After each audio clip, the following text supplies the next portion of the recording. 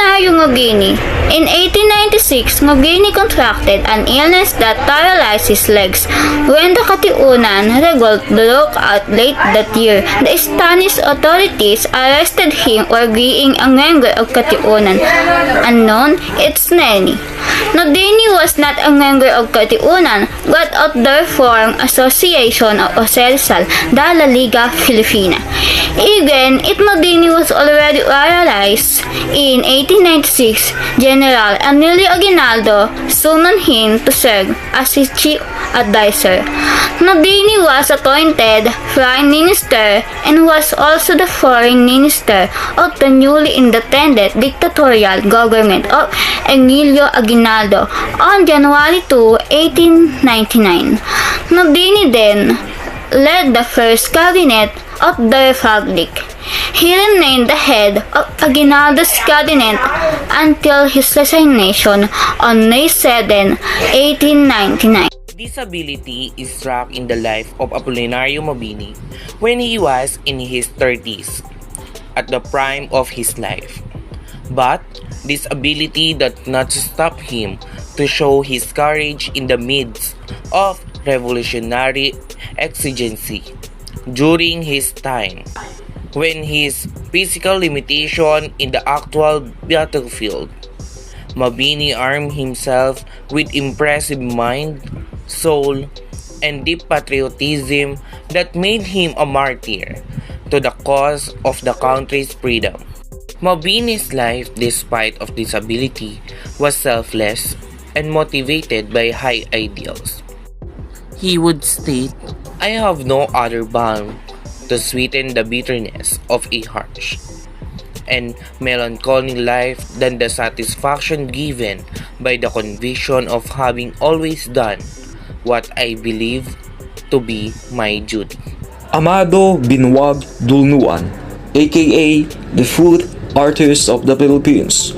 Amado Dulnuan was born without arms. He was born on the 3rd of May 1957 in Ifugao.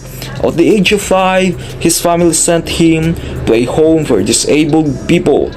He received primary and secondary education in a school for disabled children. After school, he studied fine arts at the University of the Philippines up to the 4th study year. In 1983, he held his first one-man exhibition with the help of the Heritage Art Center.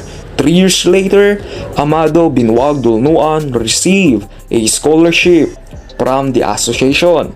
Since then, he has given several interviews and received invitations from various television stations. He has spent more than 2 decades as a foot painter, and he was able to build a house and send his 2 daughters to college, thanks to his stipend. Born without upper limbs, 52-year-old Dulnuan has grown nimble with his feet. He can move his materials with no assistance. With my condition, I think this is the easiest kind of job. The brush is light to use and you only need your imagination and your feet, Dulnuan said. Successful individuals who overcome adversities are often able to define themselves more around their multiple talents than around their areas of vulnerability. Being able to show their talents and have them valued by those who are important to them helps them define their identities around they which do best. Like Apolinario Mabini and Armando Dulnuan, they become famous because they did not listen and pay attention to what others were saying against them. They have inspired more because of the people who have criticized them, and they have healed more even though they have disabilities. It has not been a hindrance to them because they know that there is nothing wrong with being disabled. They fought in the country and they released themselves to prove that whatever disability they had, they could do what others could. They also trusted and loved themselves even more because many people believe in their ability and in their personality.